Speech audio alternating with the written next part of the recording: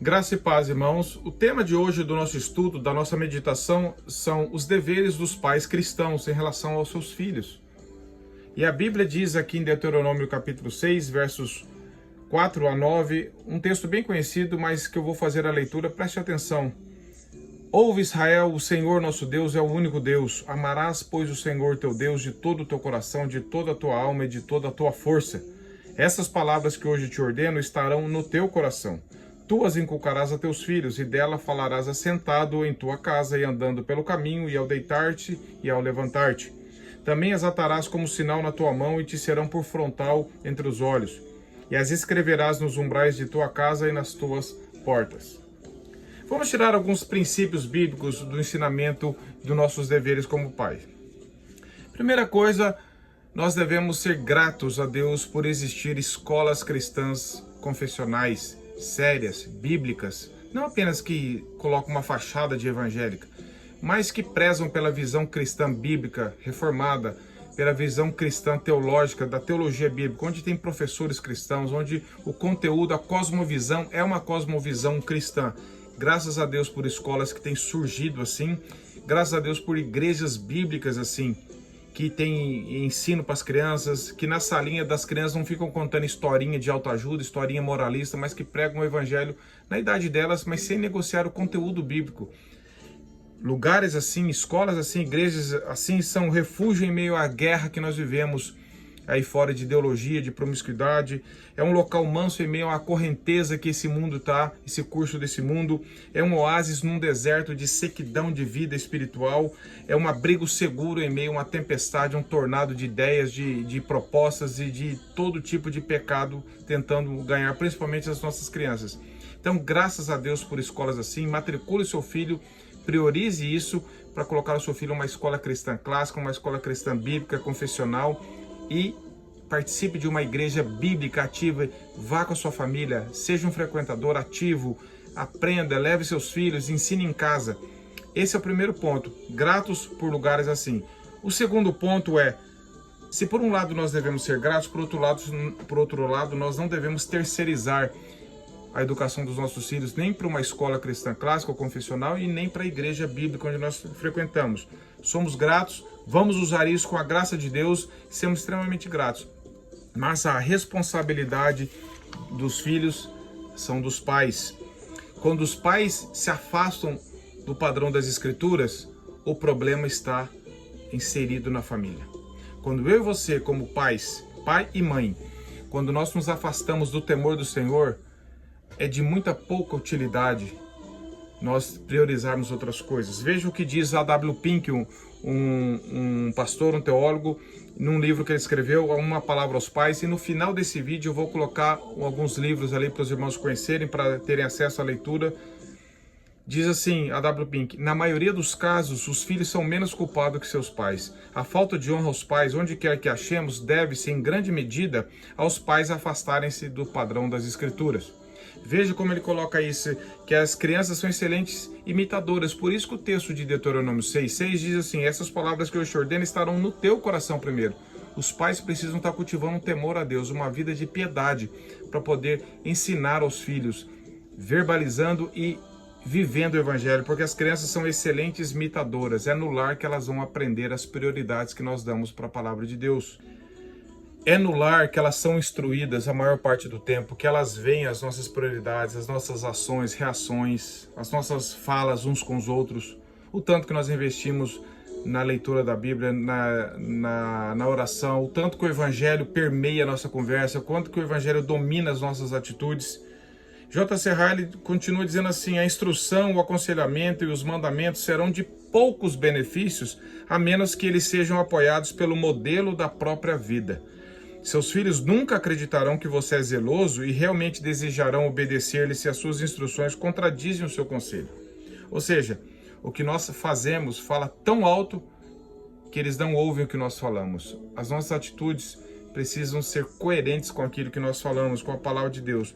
E todos os dias nós influenciamos os nossos filhos, de alguma forma ou de outra. O tanto que investimos nosso tempo com celular, televisão, diversão, compras, ociosidade, eles estão vendo. Não adianta nós cobrarmos dele algo que nós mesmos não temos como prioridade na nossa vida. Riley também diz que pais e mães, não se esqueçam que as crianças aprendem mais pelos olhos do que o fazem pelos ouvidos. Nenhuma escola vai fazer essas profundas marcas no caráter como o lar. O melhor dos mestres não gravará na mente delas o mesmo que elas captarão de vocês ao pé da lareira. A imitação para as crianças é um princípio muito mais forte do que a memória. O que elas veem tem um efeito muito mais forte em suas mentes do que aquilo que lhes é dito. Então, como cristãos, por isso que o texto fala para nós termos a palavra no nosso coração e depois disso inculcarmos nos nossos filhos, falarmos. Quando nós estivermos assentados, andando, deitando, fazendo qualquer coisa, o Evangelho tem que permear a nossa vida. Eles têm que fazer parte da nossa vida, não apenas um lugar de domingo, mas fazer parte do nosso dia a dia. Nós devemos estar dependendo da mesma graça que nós queremos que nossos filhos dependam. Eles precisam ver essa coerência entre nós. Um terceiro aspecto é, pais, exerçam biblicamente a sua autoridade como pai que Deus deu.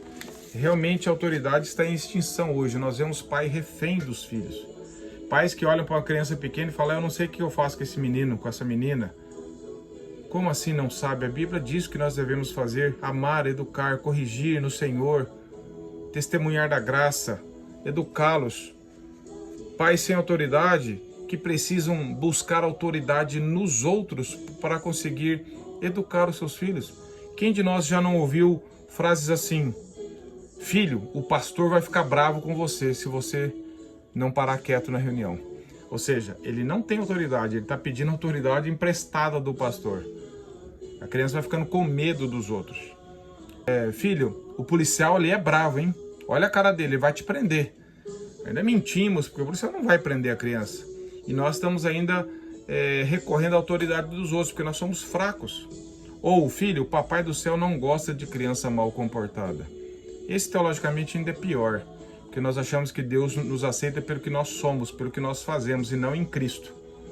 Ou seja, eu tenho que ser bom para Deus me aceitar, eu tenho que merecer a aceitação de Deus, e não é isso que a Bíblia diz. Então, e tem outros pais ainda que já abandonaram, já nem buscam mais a autoridade dos outros.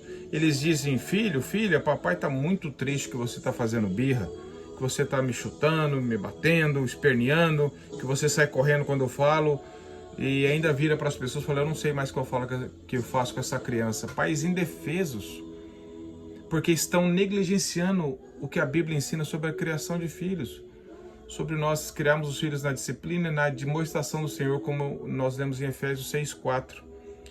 Nós esquecemos que os nossos filhos, assim como nós, nascem pecadores, com coração rebelde à obediência, contra a autoridade de Deus e de tudo, de todos. E que se nós não orarmos por eles, se nós não falarmos do Evangelho, não dependermos da graça de Deus, não usarmos a palavra para evangelizarmos, qual a solução que nós esperamos que eles tenham? Veja o que diz Provérbios 22:6. Ensina a criança no caminho que deve andar, e ainda quando for velho não se desviará dele. Sabemos que Provérbios é um livro de sabedoria. Ele pega a sabedoria e aplica, esse aqui é o melhor caminho, nós devemos optar por esse ensino, por esse caminho, por essa vida. E Matthew Henry diz assim, que foi um dos puritanos, comentando esse texto de Provérbios, ele diz assim, quando os filhos crescem, quando eles ficarem velhos, espera-se que eles não se desviarão do caminho. Boas lições impressas em seu coração os farão obedecer todos os dias. De forma geral, os vasos retêm o sabor do líquido com o qual foram pela primeira vez preenchidos. Muitos, na verdade, se afastarão do bom caminho no qual foram educados.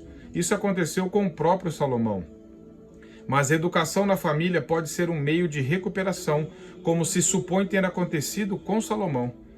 Pelo menos os pais terão o consolo de haver cumprido seu dever e usado os recursos corretamente.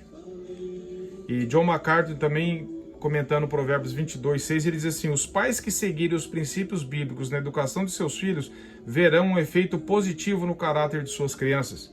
De um ponto de vista meramente estatístico, crianças criadas em lares que honram a Cristo têm maior probabilidade de permanecer fiéis a Ele na vida adulta do que crianças que crescem em lares onde os pais desonravam ao Senhor. Deus geralmente usa pais fiéis como instrumento para a salvação de seus filhos.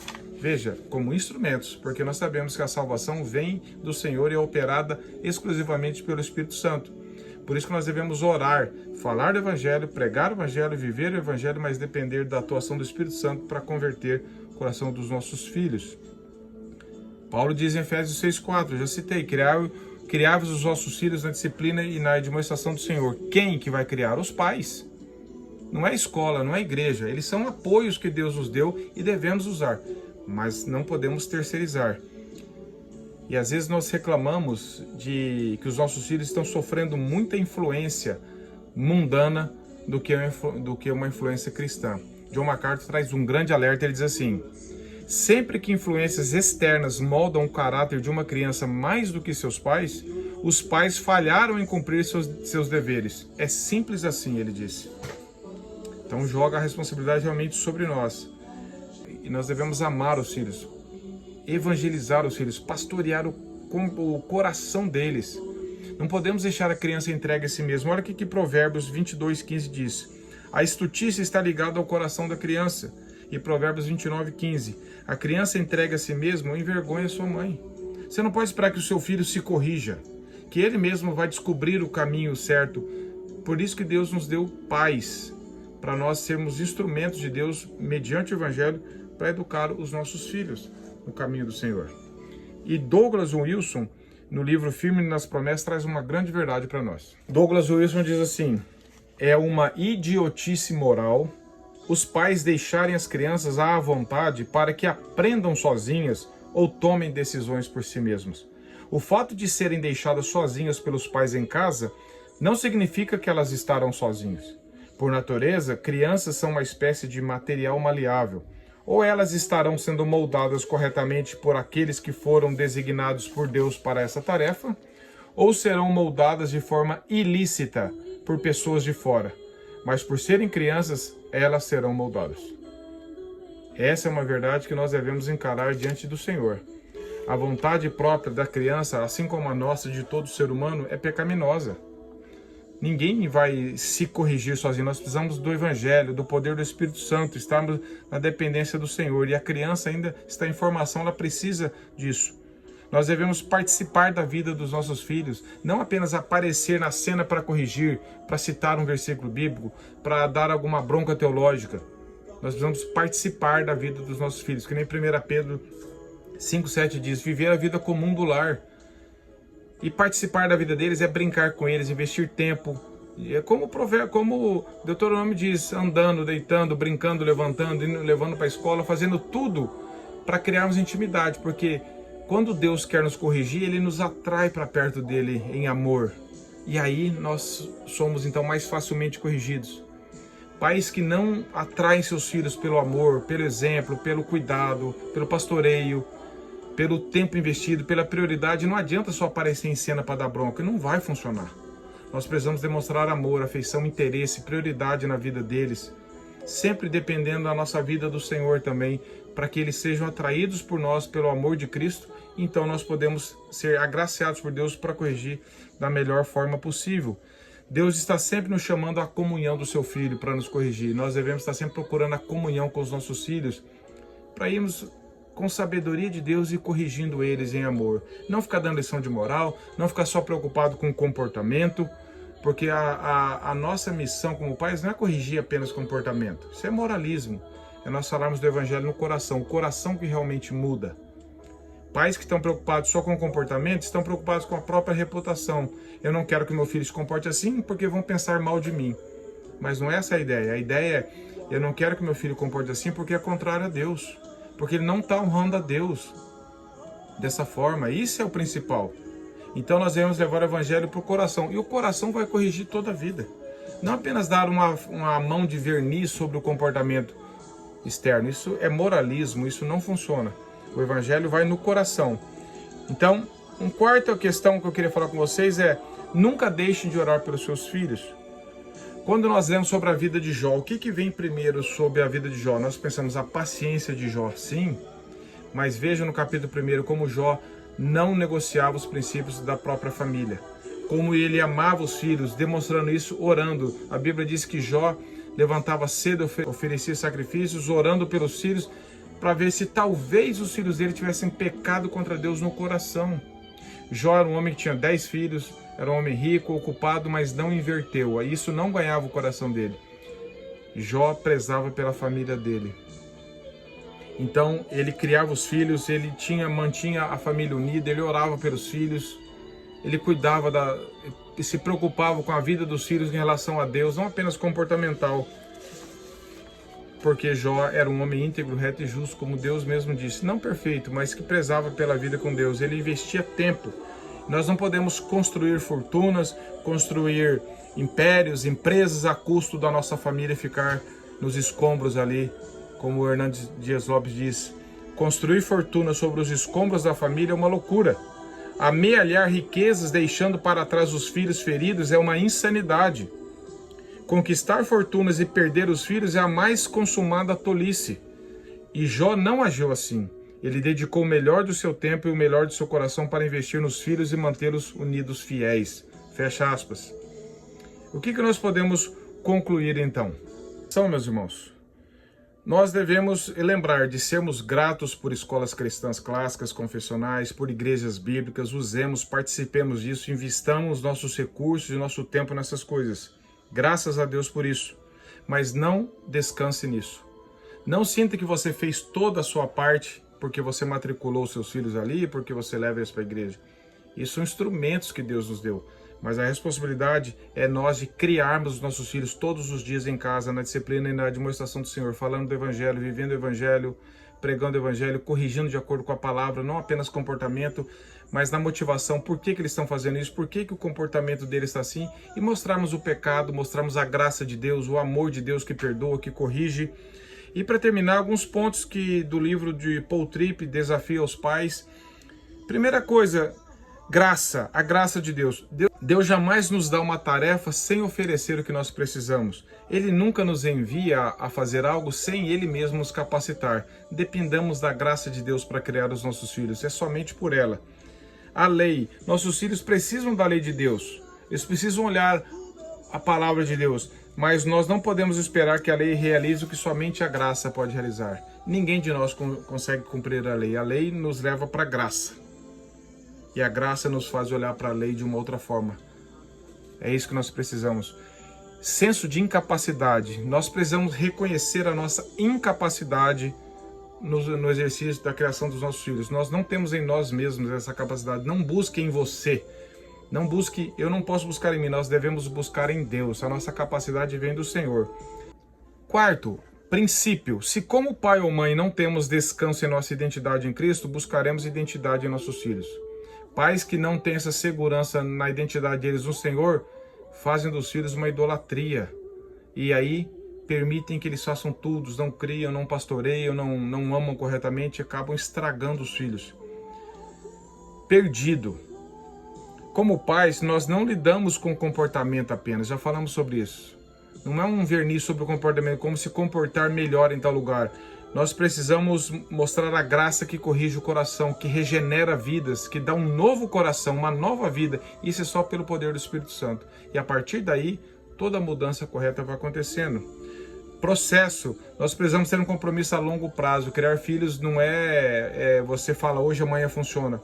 Deus não faz assim com a gente. Pensa o tanto que Deus é paciente e longano conosco, nos ensinando, nos corrigindo, dia após dia, após tantos anos de conversão. Criar filhos não é como jogar uma semente e esperar que ela nasça amanhã. É regar todo dia o coração, repetir as mesmas coisas, falar as mesmas coisas, perdoar, ensinar. É um trabalho a longo prazo, mas que é para a glória de Deus. Controle. A missão dos pais não é controlar o comportamento, mas transformar o coração das crianças pelo poder do Evangelho, não pelo poder deles, mas atingir o coração. Autoridade é uma das questões principais, exemplificar, ensinar, e nós como pais precisamos estar debaixo da autoridade da palavra, submissos à palavra de Deus, para exercermos corretamente a autoridade na vida deles.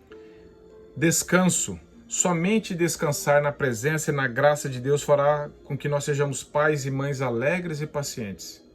A irritação, a falta de bondade vem da nossa força pessoal. Eu tenho feito tanta coisa e não vejo resultado. Eu estou te falando isso faz uma semana e você não muda. Será que Deus faz assim com a gente? Se nós precisamos descansar na graça e no poder de Deus. Deus vai mudar na hora certa. Deus está fazendo a obra dele. Deus começa a obra e termina a obra no coração dos nossos filhos e do nosso também. Porque quando nós estamos pastoreando o coração dos nossos filhos, Deus está pastoreando o nosso coração, que precisa ser corrigido também. E por último, misericórdia. Nenhum pai ou mãe está mais apto a oferecer misericórdia do que aquele que reconhece que precisa dela desesperadamente.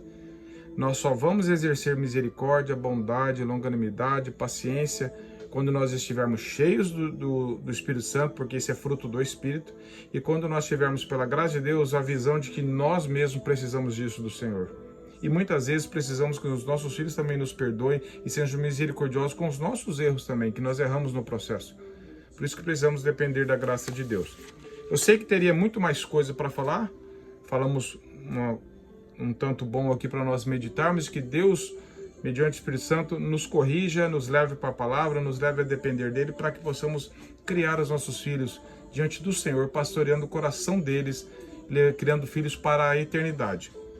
A seguir, eu vou demonstrar, eu trouxe aqui alguns livros aqui para indicar para vocês. Eu sei que tem muito mais, mas esses que eu vou indicar são livros confiáveis, de teologia confiável, que você pode adquirir e você pode ler. O primeiro é Os Deveres dos Pais, J.C. Ryle,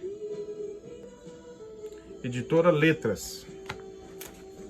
O segundo, da editora Mundo Cristão, um livro já um pouco mais antigo, chama 7 Necessidades Básicas da Criança, de John Drescher, editora Mundo Cristão. Esse outro aqui da editora Fiel, talvez você vai achar mais em sebo, Filhos Precisam de Pais. Excelente livro. Todo livro menor, mas conteúdo muito profundo. Outro livro é Firme nas Promessas, um manual bíblico para a criação de filhos, Douglas Wilson, editora Claire. Outro livro de Joel Bick, da editora Os Puritanos, O Evangelho para os Filhos da Aliança. E a última indicação nesse post, Filhos, Educando daqui para a Eternidade, Douglas Wilson e Nancy Wilson, da editora Trinitas. Outro livro que eu queria indicar para vocês é Dica para Pais, Princípios Bíblicos para a Família, de Gardner Spring e Ted Tripp, editora Fiel. Outro livro é Como Educar os Seus Filhos segundo a Bíblia, John MacArthur Jr., editora Cultura Cristã. Esse livro bem conhecido, clássico, fundamental, Pastoreando o Coração da Criança, de Ted Tripp, editora Fiel. E a última indicação daqui, Paul Tripp Desafia aos Pais, os 14 princípios do Evangelho que podem transformar radicalmente sua família, editora Cultura Cristã.